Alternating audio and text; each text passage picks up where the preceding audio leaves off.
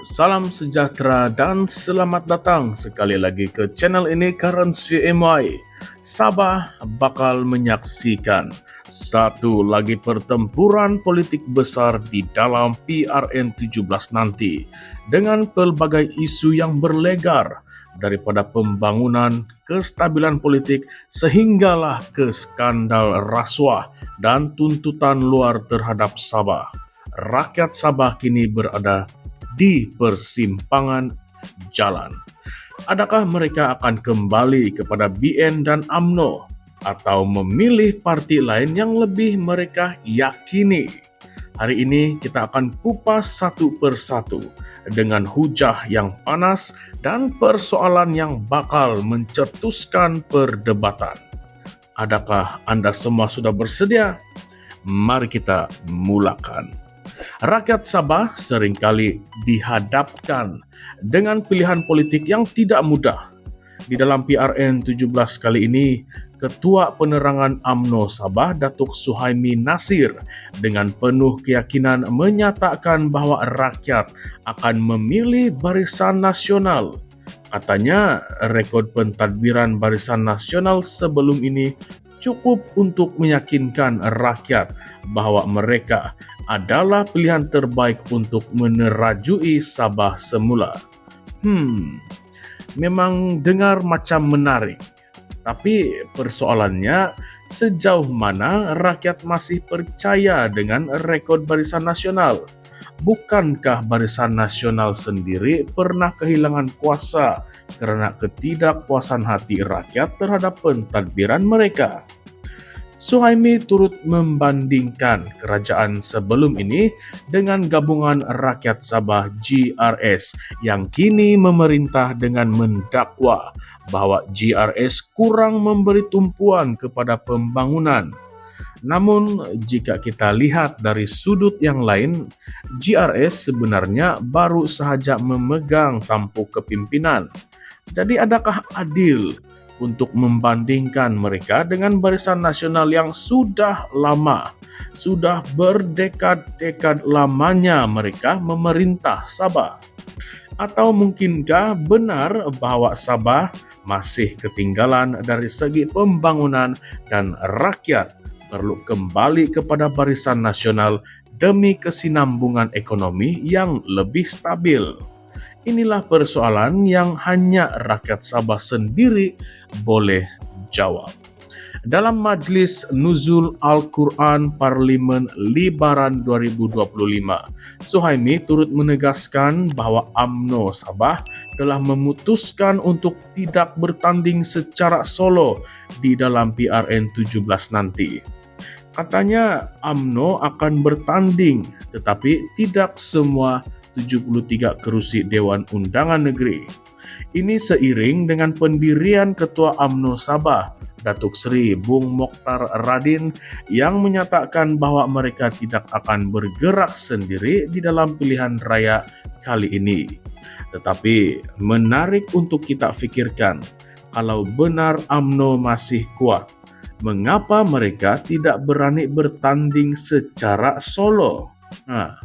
Adakah ini petanda bahwa UMNO Sabah sebenarnya mengalami kemerosotan pengaruh dan perlu bergantung kepada parti lain untuk memastikan kemenangan? Lebih menarik lagi, UMNO Sabah merancang untuk mengekalkan 40% penyandang serta menampilkan calon muda dan wanita di dalam PRN 17 nanti. Ini langkah yang boleh dianggap progresif, tetapi adakah ia benar-benar langkah pembaharuan atau sekadar strategi kosmetik untuk menarik perhatian pengundi muda dan juga golongan wanita? Realitinya, ramai pemimpin lama masih menguasai UMNO Sabah dan sukar untuk melihat perubahan besar jika mereka masih mengamalkan politik lama. Sekarang mari kita bercakap pula tentang isu yang lebih panas, yaitu skandal rasuah. Dalam beberapa bulan kebelakangan ini, kita mendengar pelbagai pendedahan mengenai rasuah di Sabah. Ketua Bersatu Sabah sendiri menyindir pemimpin GRS, mendakwa bahwa mereka bersih daripada sebarang rakaman video yang membincangkan jumlah wang tertentu.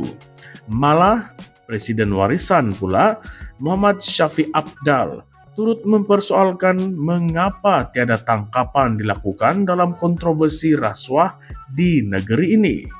Bukankah ini sesuatu yang pelik? Jika terdapat dakwaan skandal rasuah yang besar, mengapa tiada tindakan tegas diambil? Adakah terdapat pihak tertentu yang dilindungi daripada siasatan?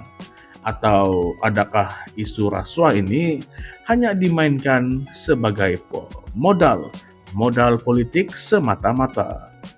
Selain itu, satu isu yang tidak boleh kita abaikan ialah tuntutan Filipina terhadap Sabah. Baru-baru ini, Malaysia membantah Undang-Undang Maritim Baharu Filipina yang didakwa mencabul kedaulatan negara termasuk Sabah. Ini bukanlah isu yang kecil ya. Setiap kali pilihan raya menghampiri, isu tuntutan Filipina terhadap Sabah seringkali muncul. Seolah-olah ada pihak yang mahu menggunakannya untuk kepentingan tertentu. Tetapi persoalannya, bagaimana Sabah boleh berhadapan dengan isu ini jika kerajaan negeri sendiri masih tidak stabil? Adakah pemimpin Sabah benar-benar bersedia untuk mempertahankan negeri ini daripada ancaman luar, atau mereka lebih sibuk bertelingkah sesama sendiri? Dan ini satu lagi topik. Ini topik memang tidak kurang juga kontroversinya, yaitu budaya lompat parti. Jika kita ingat kembali sejarah politik Sabah pada tahun 1994, PBS memenangi pilihan raya negeri, tetapi akhirnya kehilangan kuasa kerana beberapa wakil rakyat mereka melompat parti. Fenomena ini berulang lagi dalam beberapa tahun kebelakangan ini.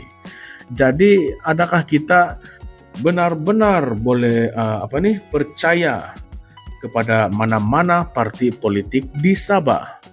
Apakah jaminan bahwa calon yang kita pilih kali ini tidak akan berpaling tada selepas memenangi kerusi? Ini adalah realiti yang perlu difikirkan oleh pengundi Sabah sebelum mereka membuang undi. Satu lagi aspek menarik dalam PRN17 kali ini ialah perpecahan blok politik. Kita ada BN, GRS, Warisan, PH, dan PN. Semuanya bersaing untuk mendapatkan sokongan rakyat. Dengan begitu banyak parti yang bertanding, kemungkinan besar undi akan berpecah yang boleh memberikan kelebihan kepada parti tertentu. Jadi persoalannya, siapa yang akan mendapat manfaat daripada perpecahan ini? Adakah UMNO dan Barisan Nasional masih cukup kuat untuk bersaing dalam keadaan politik yang semakin berpecah? Atau adakah Warisan dan GRS akan mengambil kesempatan untuk memperkukuhkan pengaruh mereka? Di dalam era digital hari ini, media sosial memainkan peranan yang besar dalam kempen politik. Dengan maklumat yang bergerak pantas, bagaimana partai-partai politik di Sabah menggunakan platform ini untuk menarik perhatian pengundi? Adakah rakyat Sabah lebih terpengaruh dengan propaganda media sosial, atau mereka masih bergantung kepada kempen tradisional seperti ceramah dan perjumpaan bersemuka?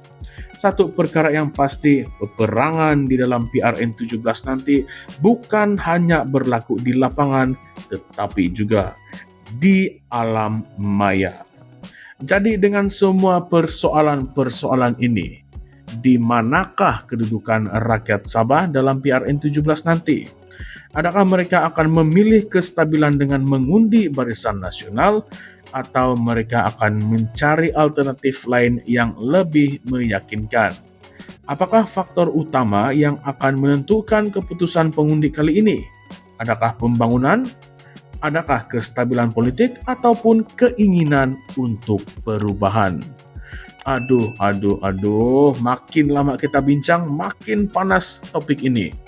Sabah berada di ambang satu pilihan raya yang bakal menentukan masa depannya. Adakah rakyat Sabah masih percaya kepada Barisan Nasional atau mereka mahu memberi peluang kepada parti lain? Memberi peluang, Dan yang paling penting, adakah pemimpin politik Sabah benar-benar memikirkan kepentingan rakyat atau mereka hanya bermain strategi untuk mengekalkan kuasa? Apapun jawabannya, Anda yang akan menentukan, kita yang menentukan. Jadi, oleh itu, jangan lupa untuk tinggalkan pendapat Anda di ruangan komen di bawah, dan jangan juga lupa untuk like, share, dan subscribe kepada channel ini Currents via MY untuk lebih banyak perbincangan panas seperti ini. Jumpa lagi di video seterusnya, Currents via MY, di mana arus politik tidak pernah berhenti. Sekian saja, terima kasih semua.